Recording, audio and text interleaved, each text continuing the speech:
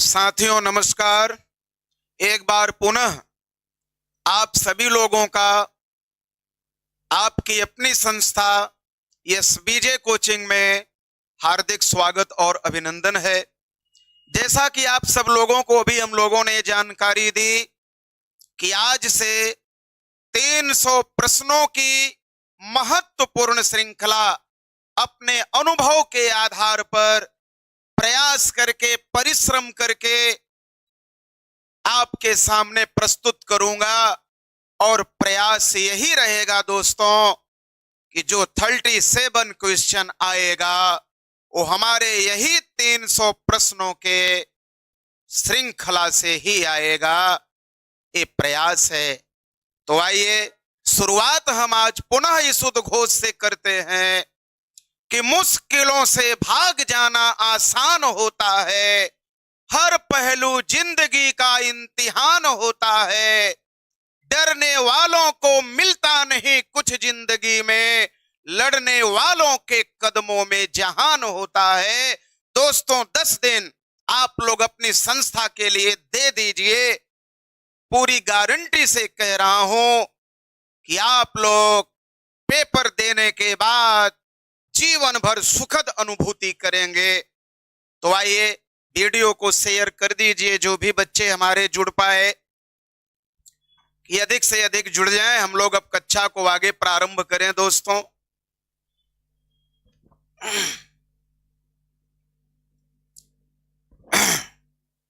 एक बार हमें बता दो कि आवाज आप तक मेरी आवाज पहुंच पा रही है?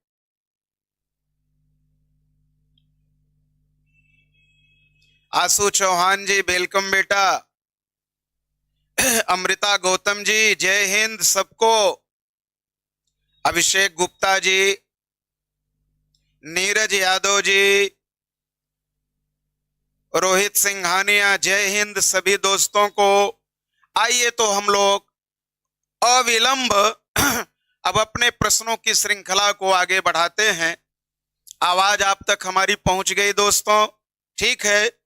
तो आपके सामने बताए कि बिल्कुल ध्यान देना, पूरे फेथ और पूरी ईमानदारी से पूरे अनुभव को झोंक दिया हूं आप लोगों के लिए। तो देखिए आइए आगे बढ़ते हैं। यहां से हमारा प्रश्न आज से प्रारंभ है दोस्तों, ध्यान दीजिए। ये आपका प्रश्न है ये ध्यान दीजिएगा।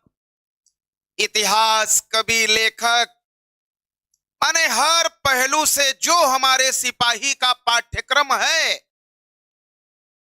हर शीर्षक के अंतर्गत से महत्वपूर्ण प्रश्नों की श्रृंखला आपके सामने प्रस्तुत है। जहां आपको लगे मैं चाहूंगा उसको पेन एक कॉपी रख लेना जो अपने ऑफलाइन की है, 8, 10, 20 पेज एक सादा रख लेना, और जो आपको लोगों ऐसे प्रश्नों को नोट करते चलना। दोस्तों देखिए ये प्रश्न है, पहला प्रश्न है। शुरुआत हनुमान जी महाराज का आज दिन है।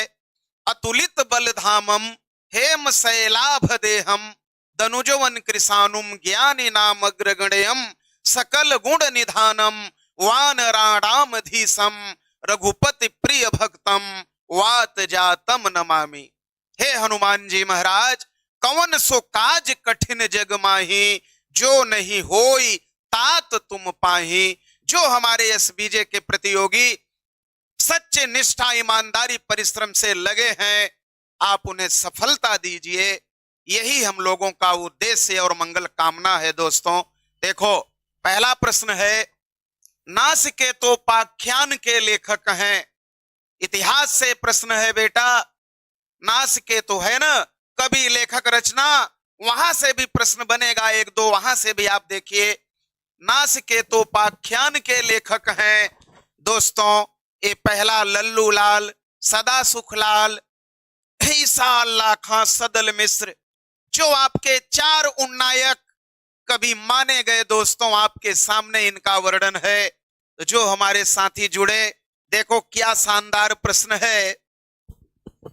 आशु चौहान, रोहित सिंघानिया, जो भी बच्चे हमारे हैं, देखो मैं अब आपको बता दूं, इसे समझ लेना।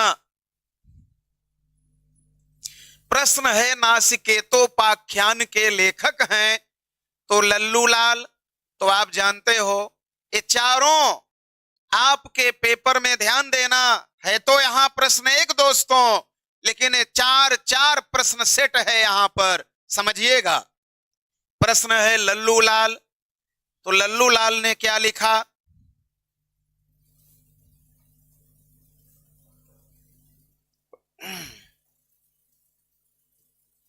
लल्लूलाल ने लिखा प्रेम सागर।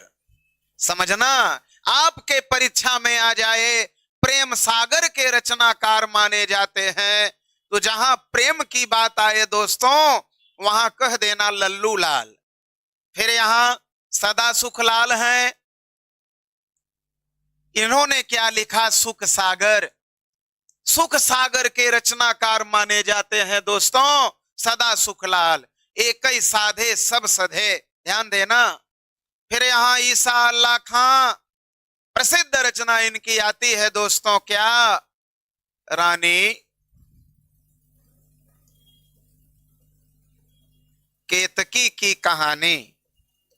अब देखो ये तीन प्रश्न आपके सामने, अगर परीक्षा में पूछे प्रेम सागर के रचनाकार लल्लूलाल, सुख सागर के रचनाकार सदा सुखलाल, ईसा अल्लाह खां, रानी केतकी की कहानी, सदल मिश्र, ये आपके नासिकेतोपाख्यान के लेखक कौन है दोस्तों? सदल मिश्र, नासिकेतोपाख्यान। ये दिमाग में रख लेना, स्क्रीनशॉट ले लेना, कॉपी में नोट कर लेना। ये प्रश्न आपको मिला पहला, नासिकेतो के लेखक सदल मिश्र हैं, ऑप्शन डी राइट आंसर।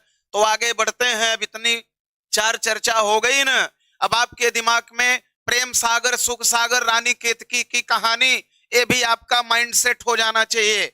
आइए आगे बढ़ते हैं। क्वेश्चन नंबर 2 देखो बेटा, ये आपका क्वेश्चन नंबर 2 है। हिंदी का प्रथम कवि कौन है? हिंदी का प्रथम कवि कौन है? अब बताओ हिंदी का प्रथम कवि कौन माना जाता है? आप सभी साथी जो भी हमारे जुड़े हो बताओ भैया। अंचल पाठक जी भी जुड़ गए, वेलकम वेलकम है। जय हिंद रोहित सिंघानिया बेटा, रोहित बेटा जय हिंद। सभी साथियों को जय हिंद। एसबीजे कोचिंग में आपका हृदय से अभिनंदन है, स्वागत है। सिपाही में आने वाले प्रश्नों की श्रृंखला आज से प्रारंभ है। देखो आपके सामने हिंदी का प्रथम कवि कौन माना जाता? तो आपका दोस्त ये पहला विकल्प है सरहपा। ध्यान देना, हिंदी के प्रथम कवि माने जाते हैं सरहपा। यहां सरहपाद है तो द भी आ जाता है, सरहपा के नाम से प्रसिद्ध हैं। और सरहपा ने क्या लिखा? सरहपा, ध्यान देना, राहुल सांकृत्यायन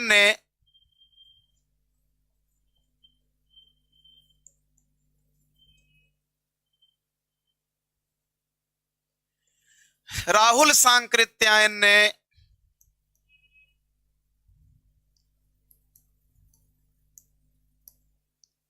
हिंदी का प्रथम कवि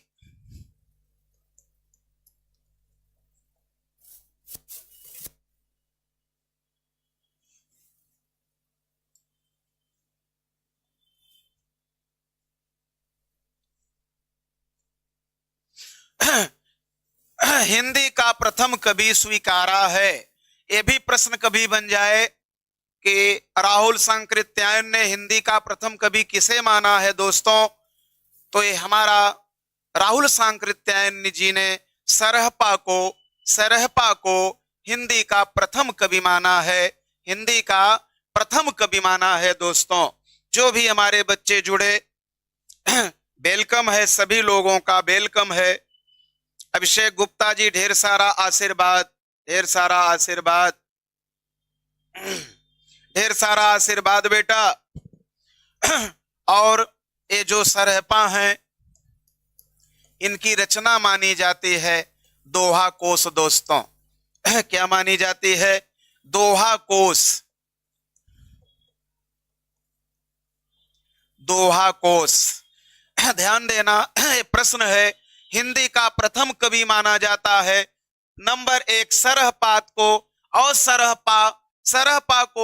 सरहपा को मानने वाले जो विद्वान हमारे हैं वो राहुल सांकृत्यायन जी ने हिंदी का प्रथम कवि स्वीकारा है।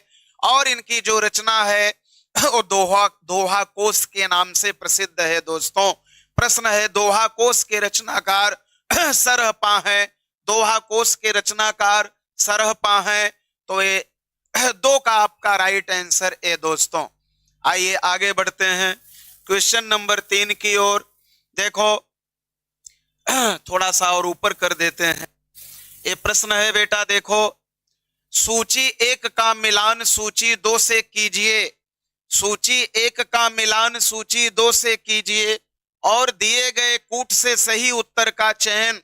ऐसे भी प्रश्न आपको सिपाही में मिलने वाले हैं दोस्तों, ऐसे भी प्रश्न मिलेंगे, तो आप देख लो। प्रश्न आप देख पा रहे हैं, एक बार आप कूट करिए। बहुत ही शानदार प्रश्न है यार, बहुत ही शानदार प्रश्न दोस्तों। क्या है देखो, मैं एकदम ऊपर कर दे रहा हूं। यहाँ ए और बी, ए में बेटा रचना दिया गया है, ए में रचना दिया गया है और बी में रचनाकार दिया गया है। तो आप देखो सीधे सीधे ये सब आदिकाल की रचनाएं हैं, आदिकाल की।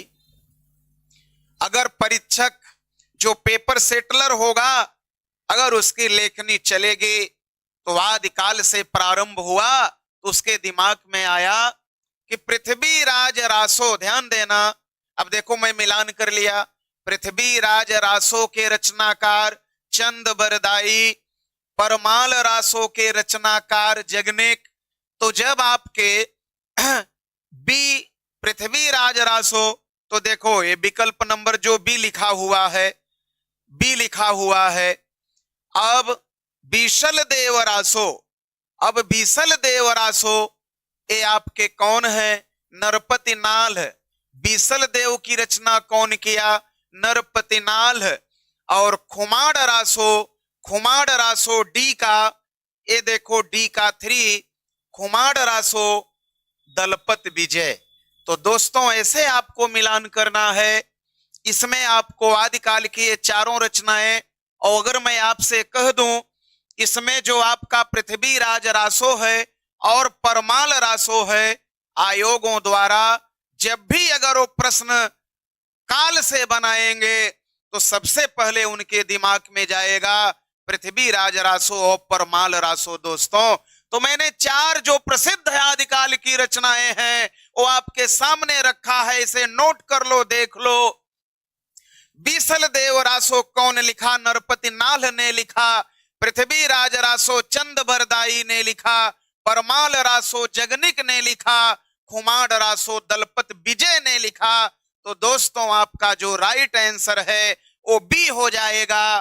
क्या शानदार प्रश्न, अब इसके लिए क्या कहूं। अब तो आपको ये मालूम ही है कि एसबीजे वाले पूरी गारंटी लिए हैं कि 300 प्रश्न हर विषय में हमारे सामने रखेंगे और हमारा जो सिपाही का पेपर होगा उन्हीं प्रश्नों के अंदर से ही आएगा। ये देख लो, ये आपके प्रश्न बेटा, तो बिल्कुल आपका जो बी है वो राइट आंसर। कैसे यहां किए?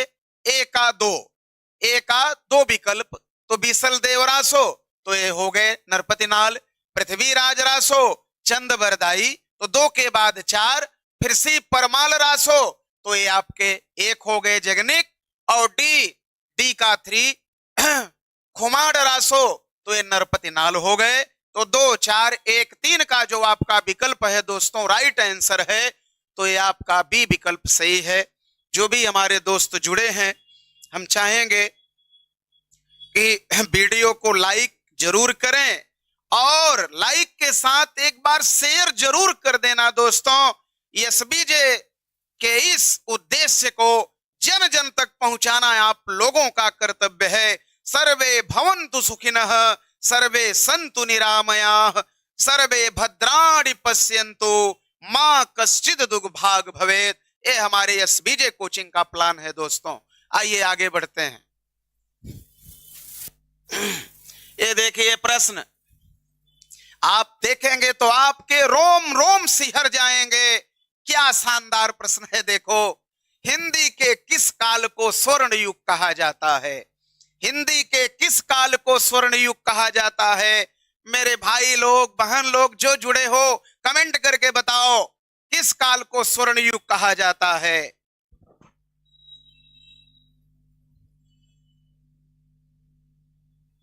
आशु चौहान जी, अचल पाठक जी, नीरज यादव, जो भी हमारे साथी, रोहित सिंह आनिया, जय हिंद। देखो मैं क्या बोल रहा हूं, ये प्रश्न है आपके सामने। अब देखो, जब मैं प्रश्न पूछता हूं अपने साथियों से तो लाइव से हट करके लगते हैं सर्च करने। अरे यार, दिमाग में रखो, नहीं है तो ये प्रश्न नोट कर लो। देखो, हिंदी के किस काल को स्वर्ण युग कहा जाता है दोस्तों? तो ये आपका पहला जो विकल्प है, पहला जो विकल्प है भक्ति काल। साथियों, ये प्रश्न नोट कर लेना। देखो, भक्ति काल को, भक्ति काल को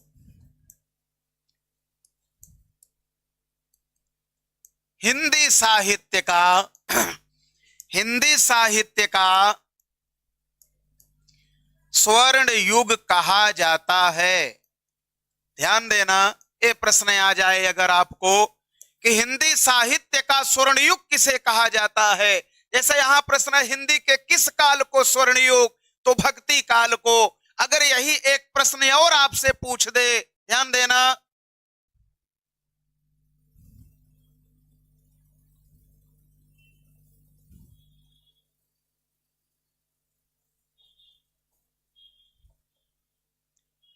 रीति काल को,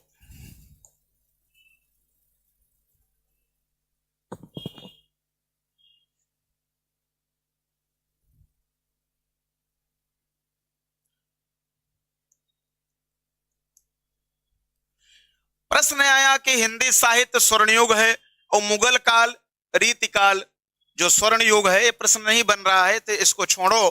केवल एक ही प्रश्न यहां दिमाग में रखो कि अगर आपसे प्रश्न पूछ दे दो तरीके से, हिंदी के किस काल को या हिंदी साहित्य का स्वर्णयुग किस काल को कहता है दोस्तों, तो ये आपका क्या हो जाएगा? भक्ति काल हो जाएगा। आइए आगे बढ़ते हैं, क्वेश्चन नंबर 5 की ओर चलते हैं। ये प्रश्न है, देखो, भक्तमाल के रचनाकार हैं दोस्तों। देखो, ये रचना भक्तमाल के रचनाकार हैं मेरे साथी। भक्तमाल, भक्तमाल के रचनाकार माने जाते हैं दोस्तों। भक्तमाल के रचनाकार अमृता गौतम, संतोष कुमार भी जुड़ गए हैं। वेलकम संतोष जी, स्वागत है आपका। बहुत दिनों बाद आप आए, आपका अभिनंदन करता हूं। देखिए, भक्तमाल के रचनाकार हैं दोस्तों। तो ये भक्तमाल के जो रचनाकार हैं, वो आपके भक्तमाल के रचनाकार कौन हैं? वो नाभादास हैं। नोट कर लेना, ये वेरी इंपॉर्टेंट क्वेश्चन। भक्तमाल के रचनाकार नाभादास साथियों, भक्तमाल के रचनाकार नाभादास साथियों। तो ये आपका विकल्प नंबर बी राइट आंसर। आइए आगे बढ़ते हैं क्वेश्चन नंबर 6 की ओर। बेटा, क्वेश्चन नंबर 6 है, अगर मैं आपसे कह दूं कि साथियों, जहां पर वैसे आपके 300 प्रश्नों की श्रृंखला, उसमें भी बीबीआईपी वाला एक प्रश्न जब आता है तो अपने आप पे मार्कर लेखनी चल जाती है, बीबीआईपी निकल आता है। रामचरितमानस की भाषा है, आपसे पूछ लिया जाए रामचरितमानस की भाषा है दोस्तों, तो रामचरितमानस की भाषा क्या है? पहला आपका अवधि। ध्यान देना, ए वेरी इंपॉर्टेंट क्वेश्चन। अगर आपसे पूछ ले रामचरितमानस के रचनाकार, तो तुलसीदास जी हैं। रामचरितमानस के रचनाकार तुलसीदास जी हैं। अगर यहीं पे एक प्रश्न आपसे पूछ ले, पद्मावत के रचनाकार जायसी, जायसी माने मलिक मोहम्मद जायसी, और पद्मावत की जो भाषा है वो भी बेटा अवधी है। मेरे प्यारे दोस्तों, ये दिमाग में अपने रखिएगा, रामचरितमानस की भाषा अवधी है, तुलसीदास की रचना रामचरितमानस की भाषा अवधी। और अगर आपसे पद्मावत महाकाव्य पूछ ले, पद्मावत के रचनाकार मलिक मोहम्मद जायसी, और पद्मावत की जो भाषा है वो भी अवधी है दोस्तों। ठीक है, आइए आगे की ओर बढ़ते हैं। सालू पाठक जी भी जुड़ गए हैं, वेरी गुड बेटा। आइए हम लोग आगे चलते हैं क्वेश्चन नंबर 7 की ओर। ये देखो प्रश्न 7 है, गोस्वामी तुलसीदास ने रामचरितमानस की रचना किस संवत में की थी? किस संवत में की थी? Very important question. रामचरितमानस की रचना किस संवत में की थी? अभी आप देखो अयोध्या मुद्दा गरमाया है। जय श्री राम। अयोध्या भैया तुलसीदास पूछ लिया, रामचरितमानस की भाषा है दोस्तों, आपने लिख दिया अवधी भाषा है। बोला रामचरितमानस का समय क्या है, काल क्या है? तो विकल्प देखिए, ये आपका विकल्प नंबर ए, संवत 1631। बेटा रामचरितमानस के प्रमाण के अनुसार, रामचरितमानस के प्रमाण के अनुसार संवत 1631 दोस्तों, ध्यान देना। इसको बनने में 2 वर्ष 7 माह 26 दिन का समय लगा था दोस्तों। रामचरितमानस तुलसीदास जी रचित किए, 2 वर्ष 7 महीना 26 दिन में रामचरितमानस 7 कांड तैयार किए गोस्वामी तुलसीदास जी। किस संवत में? 1631 विक्रम संवत में। और कितना समय लगा रामचरितमानस को बनाने में, लिखने में?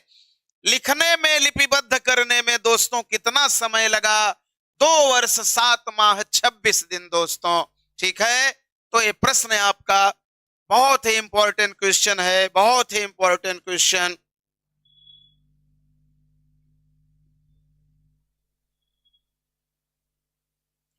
प्रवीण पटेल जी, श्रेया मिश्रा, ठीक है, जो भी ऑथेंटिक है, प्रमाण है रामचरितमानस के अनुसार तुम्हारे सामने है। संवत 1631 से बिल्कुल राइट आंसर है दोस्तों, संवत 1631। ठीक है, बाकी गूगल से कुछ नहीं होता है, राइट आंसर इसको नोट कर लेना। 2 वर्ष 7 माह 26 दिन लगा। आइए आगे बढ़ते हैं। सबसे बड़ी दिक्कत तो ये है ना, आज का जो कॉम्पिटिटिव है एकदम दिमाग से उलझा हुआ है, दिग्भ्रमित है। उसी को दूर करने के लिए आपकी संस्था आपके लिए बिल्कुल सरलतम रूप में ऐसे सटीक प्रश्नों का विश्लेषण लेकर आई है, जिसको पढ़ने से कल्याण ही नहीं आपका जीवन संवर जाएगा। देखिए, रामचरितमानस में कुल कितने कांड हैं? रामचरितमानस में कुल कितने कांड हैं? तो रामचरितमानस में कुल कितने कांड हैं दोस्तों? तो रामचरितमानस में कुल 7 कांड हैं। कितने कांड? 7 कांड हैं। पहला क्या है? बाल कांड है बेटा। दूसरा क्या है? अयोध्या कांड है दोस्तों। तीसरा क्या है? अरण्य कांड है। चौथा क्या है?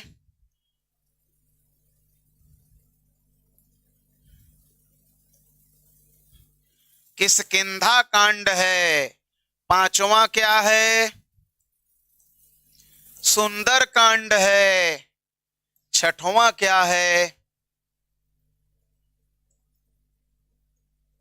युद्ध कांड या लंका कांड।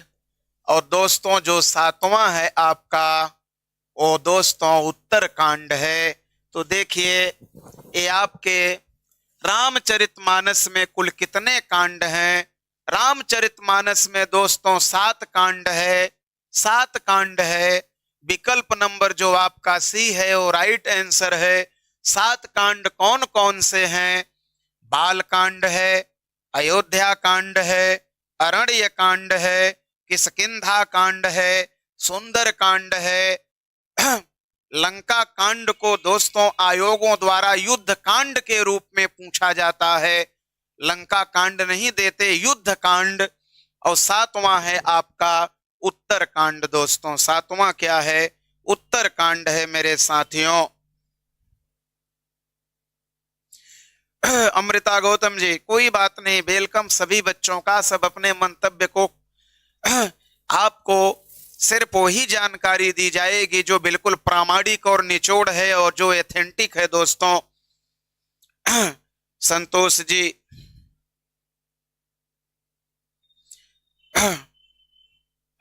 आशु चौहान जी, रामायण में कितने कांड हैं इसकी चर्चा नहीं है। ठीक। अंचल पाठक जी तो शांत कांड है। तो आइए आगे बढ़ते हैं। आइए अगले प्रश्न की ओर चलते हैं। बिल्कुल बिल्कुल संतोष जी, तुलसीदास के विनय पत्रिका रचित है। देखो दोस्तों, तुलसीदास द्वारा रचित विनय पत्रिका रचित है। तो ये आप जान लीजिए कि विनय पत्रिका ब्रज भाषा में लिखी गई है। ये मेरा अपना अनुभव है कि राम तुलसीदास की एक रचना से आपको भाषा में पूछेगा, रामचरितमानस की भाषा अवधि है, बाकी तुलसी की जो भी रचना आए आप ब्रज मारिएगा। यहां है विनय पत्रिका रचित है दोस्तों ब्रज भाषा में। आइए आगे बढ़ते हैं। संतोष जी, बिल्कुल आपकी बातों का अनुपालन होना चाहिए और यही थोड़ा सा ऐसे प्रश्न आ जाते हैं तो उसकी चर्चा करना आप जैसे प्रतियोगियों के लिए आवश्यक हो जाता है, इसलिए थोड़ा समय लग जाता है। तो आप बिल्कुल बौखलाइए नहीं, धैर्य का परिचय दीजिए। जहां है थोड़ा मुस्कुराते हुए अपने लक्ष्य को केंद्रित कीजिए। 10वां क्वेश्चन है, निम्नलिखित में से कौन सी रचना तुलसीदास की नहीं है? अब या तो देखो आंसर एक मार दें, थोड़ा सा जान लो चारों ऑप्शन में क्या है। कौन सी रचना तुलसीदास की नहीं है? तो दोस्तों, गीतावली आपकी ये तुलसीदास की है, कवितावली आपकी तुलसीदास की है, विनय पत्रिका आपकी तुलसीदास की है, लेकिन जो रामचंद्रिका है दोस्तों ये रीतिकाल की रचना है, केशव दास द्वारा रचित है दोस्तों। तो जो कौन सी रचना तुलसीदास की नहीं है? तो रामचंद्रिका नहीं है। तो विकल्प नंबर आपका ये राइट आंसर हो जाएगा। तो आइए आगे बढ़ते हैं। रामचंद्रिका किसकी रचना है? केशवदास की रचना है।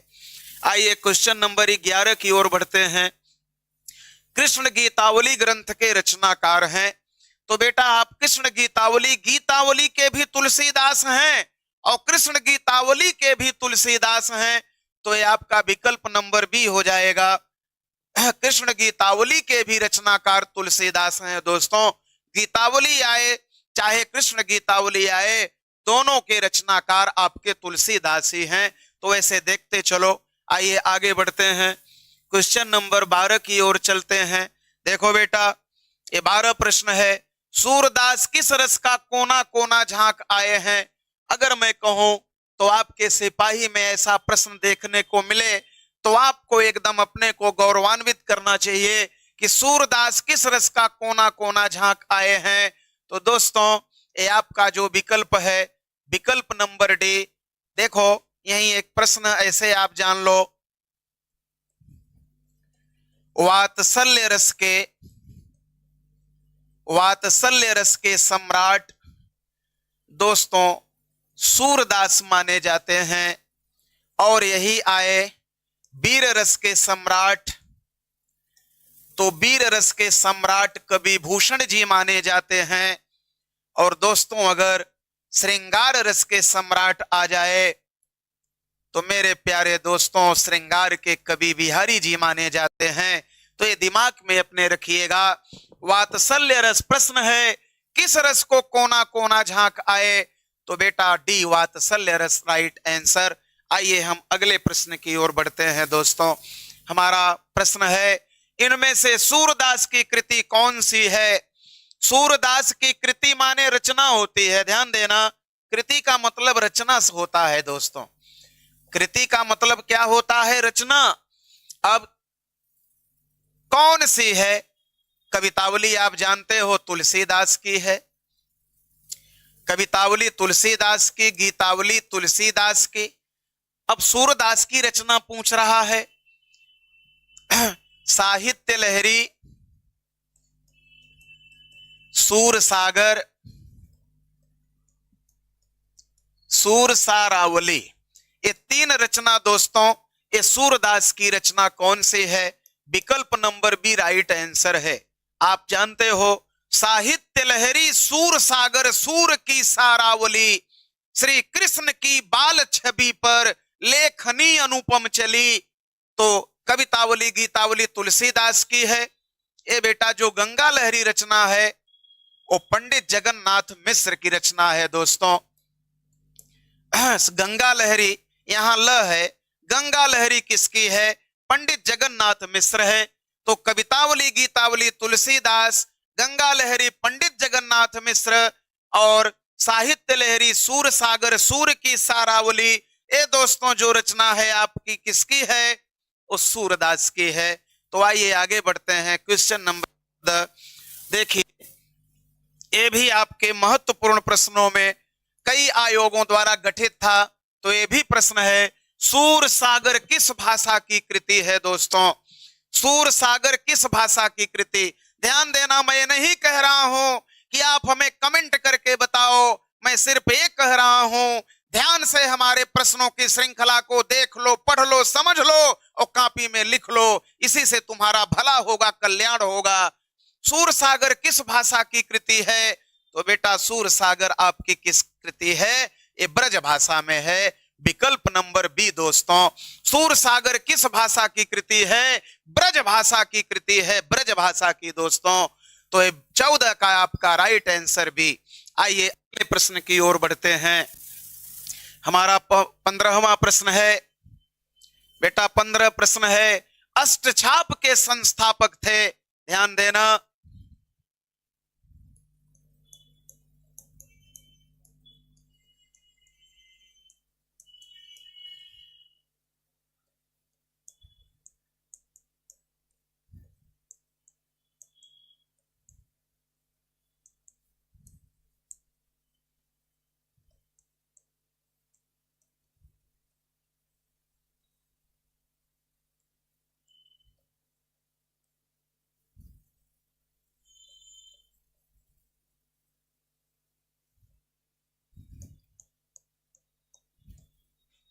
सूरदास, नंददास, कृष्णदास, चतुर्भुजदास, परमानंद दास, कुमन दास, छीत स्वामी और फिर गोविंद दास।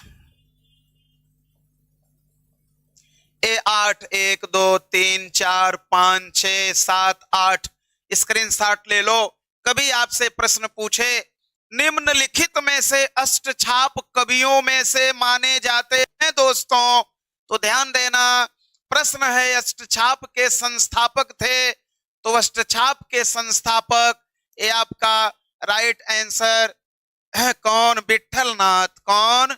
विट्ठलनाथ।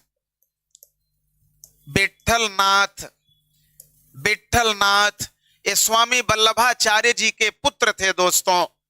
सूरदास जी के गुरु स्वामी वल्लभाचार्य जी, सूर के गुरु स्वामी वल्लभाचार्य जी और वल्लभाचार्य के पुत्र विट्ठलनाथ अष्टछाप के संस्थापक हुए।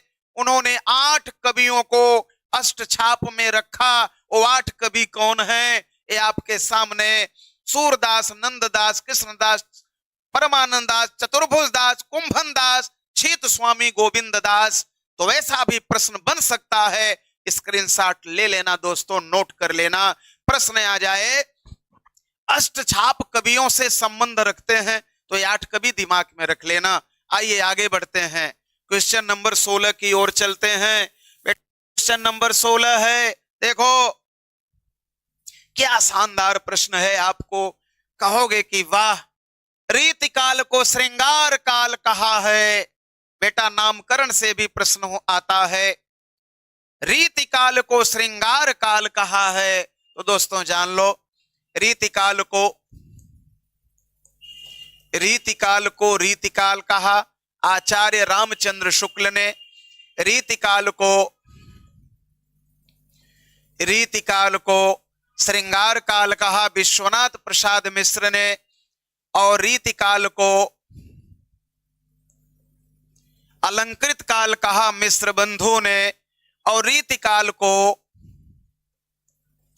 कला काल कहा रमाशंकर शुक्ल ने।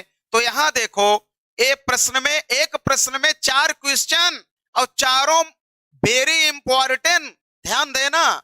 अब यहां पर मैंने एक प्रश्न सेट किया लेकिन इसमें 3 प्रश्न और आए, वेरी वेरी इंपॉर्टेंट। इन चारों में एक आपको पुटअप कर सकता है। देखो क्या प्रश्न आए। रीतिकाल किसने कहा? आचार्य रामचंद्र शुक्ल ने। रीतिकाल को श्रृंगार काल किसने कहा? आचार्य विश्वनाथ प्रसाद मिश्र ने। रीतिकाल को अलंकृत काल किसने कहा? मिश्र बंधु ने। और रीतिकाल को कला काल किसने कहा? रमाशंकर शुक्ल रसाल ने। तो दोस्तों बताओ ये प्रश्न कैसा लग रहा है आपको? कितने इंपॉर्टेंट क्वेश्चन दोस्तों, कितना महत्वपूर्ण। प्रवीण पटेल जी, रोहित सिंघानिया, श्रेया मिश्रा जी, अमृता गौतम, संतोष कुमार, प्रवीण, सबका वेलकम। देखिए प्रश्न, इसे आप नोट कर लेना। ये आपका ये प्रश्न बेटा दोस्तों। आइए आगे बढ़ते हैं, क्वेश्चन नंबर 17 की ओर चलते हैं दोस्तों। क्वेश्चन 17 देखो, अभी चर्चा किया था, यहां प्रश्न आ भी गया। रीतिकाल को कला काल किसने कहा?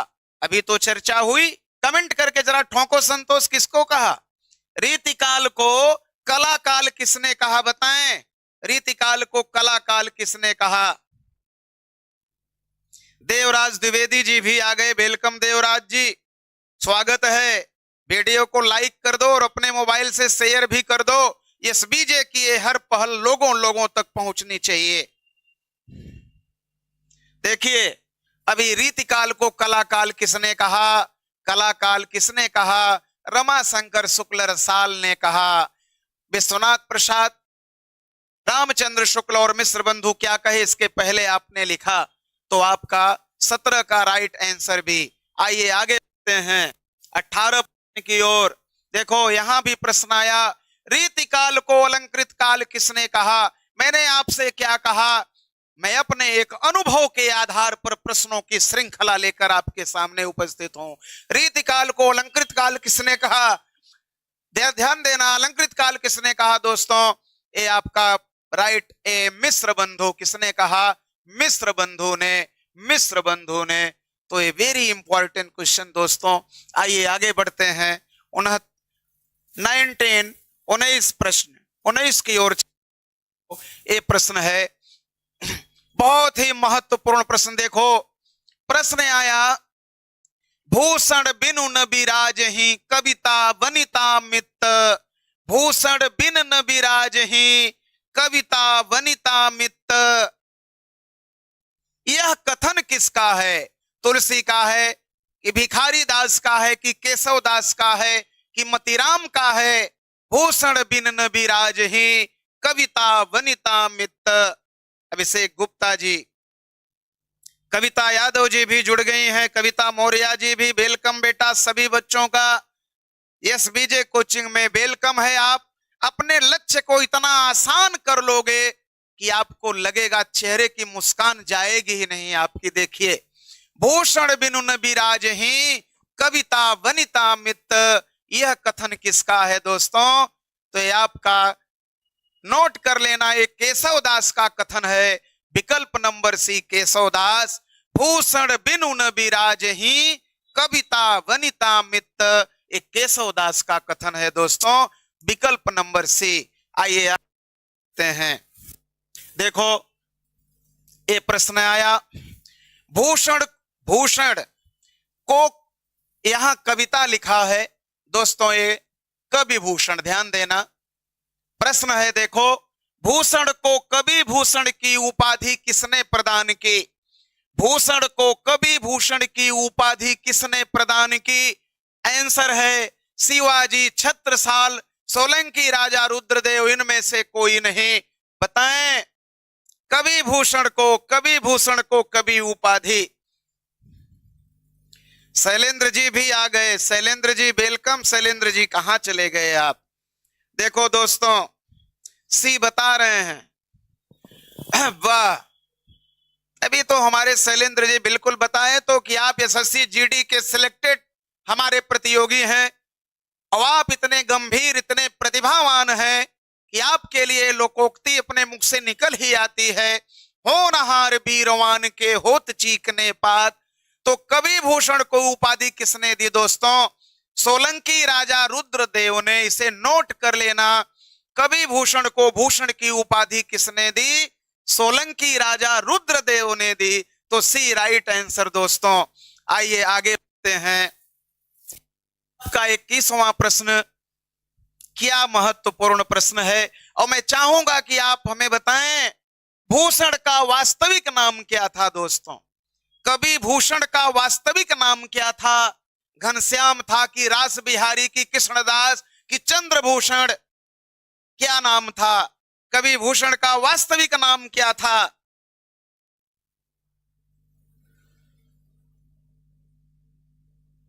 कोई बात नहीं शैलेंद्र जी, कोई बात नहीं, आप लोग हमारे आन बान शान प्राण प्रतिष्ठा सब कुछ हैं।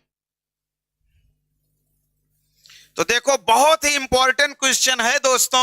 ये प्रश्न देख करके आपका थोड़ा दिमाग चकरा रहा होगा कि ऐसा भी प्रश्न यहां है। कवि भूषण का वास्तविक नाम दोस्तों, कवि भूषण का वास्तविक नाम, कवि भूषण का वास्तविक नाम था, इसे नोट कर लेना।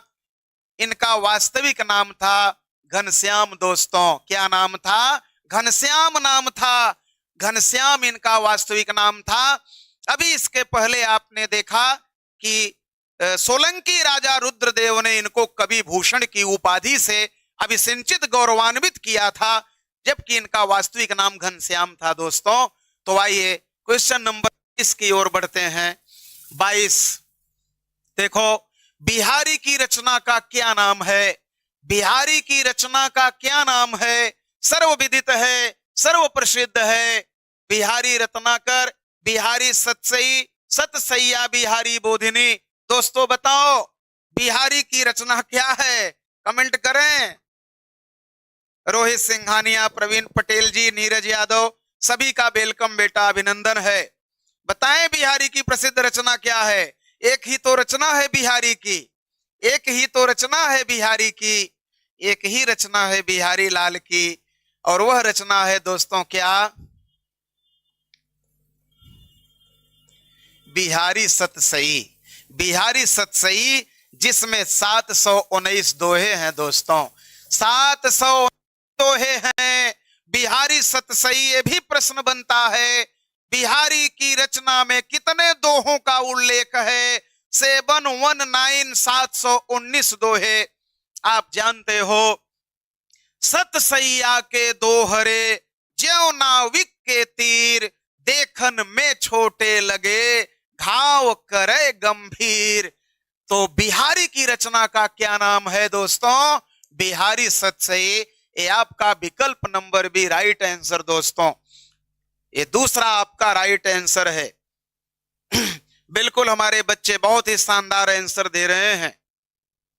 अचल पाठक जी, आंचल आंचल आंचल सॉरी आंचल पाठक जी, वेलकम बेटा, गुस्साना नहीं। हम लोग हिंदी के अध्यापक आंचल पाठक जी, स्वागत है आपका, अभिनंदन है। देखो बिहारी की रचना का क्या नाम है? बिहारी सतसई। तो आइए आगे बढ़ते हैं 23 की दोस्तों। देखो ये 23 वाला प्रश्न है, क्या है? रीतिकाल का वह कौन सा कवि है दोस्तों? रीतिकाल का वह कौन सा कवि है जो अपनी मात्र एक कृति से, अभी मैंने बताया कृति माने रचना, कृति माने रचना, जो अपनी एक कृति से हिंदी साहित्य में अमर हो गया, जो अपनी एक रचना से हिंदी साहित्य में अमर हो गया। तो अभी आपने पढ़ा कि वो कौन है? कवि बिहारी जी। बिहारी जी की एकमात्र ही रचना है बिहारी सतसई, जिसमें 719 दोहे का इन्होंने उल्लेख किया है। तो एक ही रचना बिहारी। ये कौन कवि है बिहारी? आइए आगे बढ़ते हैं 24वें प्रश्न की ओर बेटा। ये देखो क्या शानदार प्रश्न है। हाँ, अब हम चाहेंगे कि जो हमारे बच्चे, अच्छे प्रतियोगी हमारे एसबीजे के जुड़े हैं और भी जो अलग जुड़े हैं, बताएं प्रश्न आपको लेबल लग रहा है कि ये प्रश्न इतिहास के एक अनुभव के आधार पर अच्छे प्रश्न सेट किए गए हैं। मैं चाहूंगा कि कुछ सेकंड कमेंट करके बताएं ये प्रश्न कैसे लग रहे हैं आप लोगों को। दोस्तों,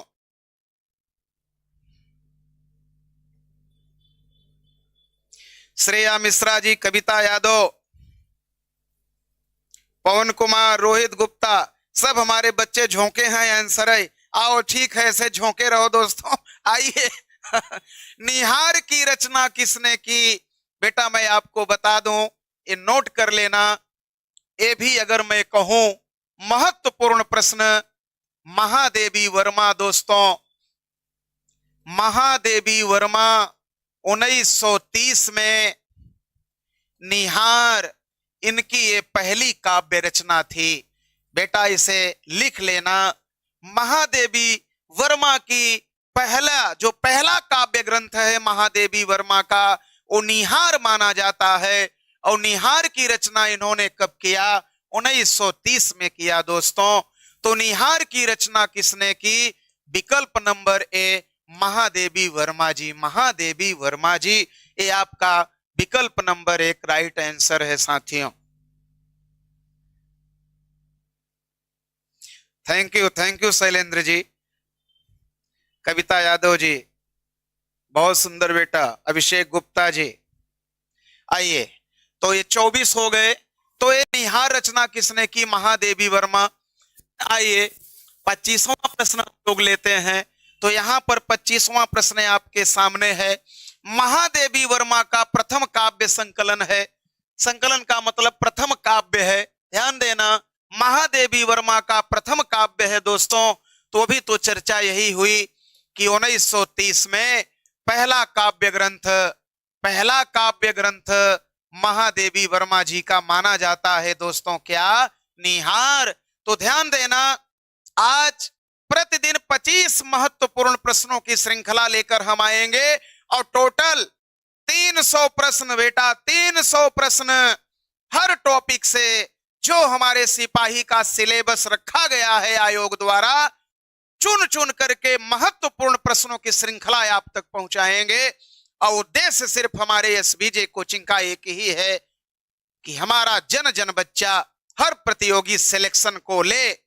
यही हम लोगों का स्वप्न और संकल्पना है। तो आज कल पुनः हम फिर मिलते हैं आगे। लेकिन जो अभी उद्घोष गुहराया कि मेरे साथियों, हम आपसे यही चाहेंगे दोस्तों, ध्यान से सुनना कि बेहतर से बेहतर की तलाश करो। मिल जाए नदी तो समुंदर की तलाश करो। टूट जाता है शीशा पत्थर की चोट से, टूट जाए पत्थर ऐसा शीशा तलाश करो दोस्तों। और वह केवल और केवल एकमात्र संस्था एसबीजे कोचिंग, जो आपको सिपाही बनाने के लिए रात दिन कमरबद्ध है।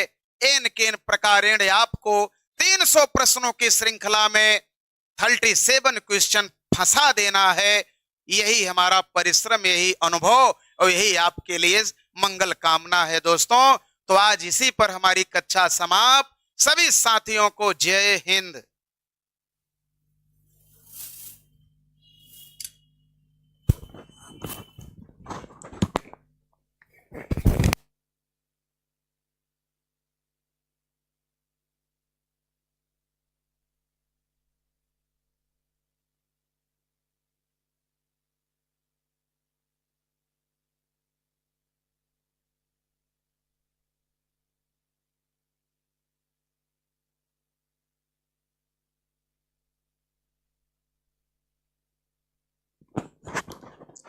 अच्छा भैया, हमारे कुनिया की धरती से जो हमारा बालक है, हृदय से अभिनंदन करता हूं हमारे कुनिया वालों। हमारे कुनिया में चाहे वो कूंडी रहा हो, इटहरा रहा हो, दुगना रहा हो, डीग रहा हो, Deeg block, Agoli block, Aurai block, हर कोने में एसबीजे का आप देखोगे तो शिक्षक हर कोने में एसबीजे का प्रतियोगी तैयार खड़ा है। आपका हृदय से अभिनंदन है, हृदय से अभिनंदन कुनियावासियों। लग जाओ और अपने मस्तक पर सिपाही वाली टोपी पहन लो। इसके लिए एसबीजे को आपके लिए बिल्कुल तैयार खड़ी है बेटा।